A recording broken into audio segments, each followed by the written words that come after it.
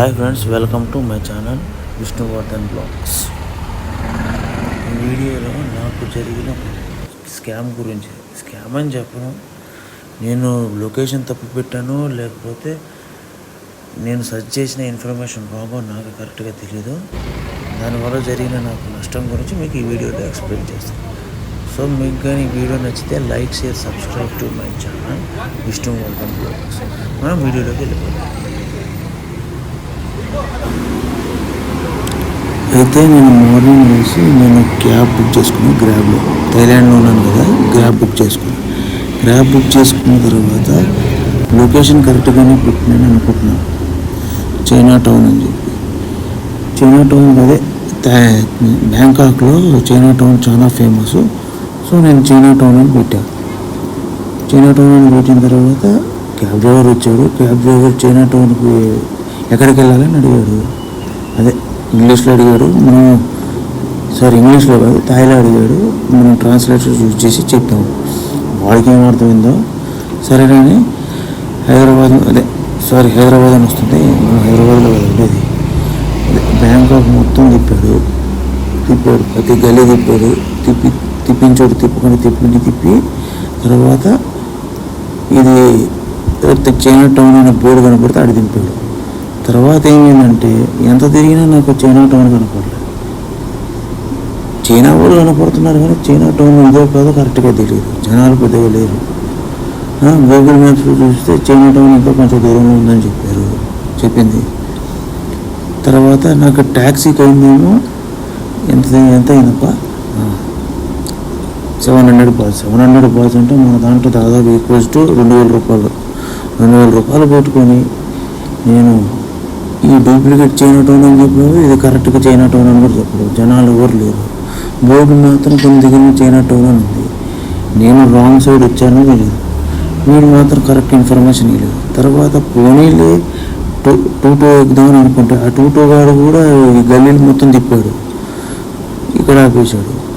దానితోడు నేను video record చేయడం మర్చిపోయినా. ఏదో ఎంజాయ్ చేద్దాం, ఈసారి వీడియో ఏం వద్దు అనుకున్నా. కానీ నాకు జరిగిన స్కామ్ వీడియోలో జరగకూడదు అని చెప్పి వీడియో తీస్తున్నాను.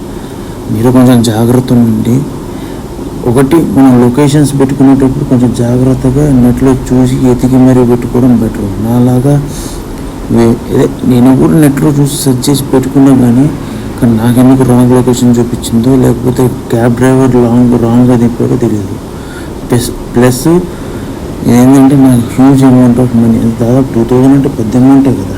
మనం మిడిల్ క్లాస్ వాళ్ళకి 2000 అంటే పెద్ద అమౌంటే. 2000 అమౌంట్ మనకు బొక్కపడిందంటే చూసుకోండి. తర్వాత ఇక్కడ ఎవరైనా అడుగుదామంటే వాళ్ళు కరెక్ట్ ఇన్ఫర్మేషన్ చెప్పట్లేదు. ఆ గల్లీలోకి పోయి ఈ గల్లీలోకి అని చెప్తున్నారు. సో నేను ప్రతి గల్లీ తిరుగుతున్నా కూడా మనకు కరెక్ట్ ఇన్ఫర్మేషన్ కనపడలేదు. కరెక్ట్ ఇన్ఫర్మేషన్ ఎవరు ప్రొవైడ్ చేయడం. వాళ్ళకి చాలామందికి ఇక్కడ థాయ్ లాంగ్వేజ్, చైనీస్ లాంగ్వేజ్ తప్ప పెద్ద ఇంగ్లీష్ వచ్చింది ఎవరికి లేదు. ట్రాన్స్లేట్ ద్వారా ట్రాన్స్లేట్ చేస్తుంటే వాళ్ళకి ఏమర్థం అవుతుంది కానీ గో లెఫ్ట్ అని చెప్తారు. వాడి ఈ భాష చెప్తారో అర్థం కాదు. వాళ్ళకి కూడా అంతగా తెలియదు కదా. నాకు కూడా చాలా ఇసుకేసింది. సో సరేలే, ఇంక నేను చేస్తాను చెప్పని ఈ పక్కనున్న గల్లీలు, షాప్స్ వాటిని చూస్తూ తిరిగిన తర్వాత మనకు అద్భుతం అని చెప్పేదంటే రోడ్డు మీద ఒకడు కలిశాడు. ఇంకొక స్కామ్ వెంటనే జరిగింది. అంటే పొద్దున ఒక స్కామ్ జరిగింది, వెంటనే టూ గడి దగ్గర ఒక స్కామ్ జరిగింది, ఇప్పుడు ఇంకో స్కామ్. మరి చెప్పి చైనీస్ టౌన్ లేదా చైనా టౌన్ అని చెప్పాడు. చెప్పిన so give me $150 I will take you అని చెప్పాడు. తీసుకున్నాడు. తీసుకున్న తర్వాత wait a minute, I will bring more tourist అని చెప్పాడు. 20 నిమిషాలు, 25 నిమిషాలు, 30 నిమిషాలు, 40 నిమిషాలు వెయిట్ చేసిన. నా దరిద్రం ఏంటంటే నేను ఎంత ఎదవనంటే కనీసం వాడి ఫోన్ నెంబర్ అనేది తీసుకోవాలి కదా. అదిలే, పోనీలే $150 కదా అని చెప్పిన. వెళ్ళిపోయినా. ఆడ కూర్చోడినా ఒక 20 నిమిషాలు, 30 నిమిషాలు కూర్చున్న తర్వాత పక్కన ఒక టీ షాప్ లేకపోతే నూడిల్స్ షాప్ ఒకడు వచ్చి వాళ్ళకి ఎందుకు $150 ఇచ్చినా నేను చూస్తూనే ఉన్నాను. అంటే ఆడేదో టూరిస్ట్ ఏదో చైనా టౌన్ చూపిస్తా, ఇంకో టూరిస్ట్ని తీసుకొస్తాను, వాళ్ళు అక్కడ ఉన్నారు అని చెప్పాడు. చెప్పాడు అని చెప్పాను. ఆయన నీకు బుర్ర ఉందా, ఎవరైనా 150 బాత్ తీసుకొని టూరిస్ట్ ఎక్కువ మంది ఉంటే నిన్న అడిగి తీసుకుపోతాడు కానీ వాళ్ళకి ఏం తీసుకొస్తాడో చెప్పాడు. అప్పుడు అర్థమైంది మీ అమ్మ ఈడు టోపీ పెట్టాడని చెప్పి. నేను అప్పుడు అనుకున్నా, అబ్బా ఇదేం మోసం బాబు, మాస్ మోసం. పొద్దుగాల రాంగ్ లొకేషన్ పెట్టుకుని బొక్కపడినా, క్యాబ్ డ్రైవర్ రాంగ్ లొకేషన్లో దించాడు. ఇంకా 2 అనేవాడు వాడు కూడా మొత్తం తిప్పాడు కానీ అసలు చైనా టౌనే తిప్పలే, నాకు కనపడలేదు. వీడియోస్లో చూసింది, ఇన్స్టాగ్రామ్లో చూసిన చైనా టౌన్కి నేను చూసిన చైనా టౌన్కి చాలా డిఫరెంట్ ఉంది. డిఫరెంట్ అయింది, నక్కకి నాకు అనుకున్నంత తేడా ఉంది. అంత తేడాతో మొత్తం తిరిగి లాస్ట్కి నేను ఏంటంటే నాకు అర్థమైన క్లారిటీ వచ్చిందంటే మీ పోయా మోసం అని చెప్పి నాకు అర్థమైంది.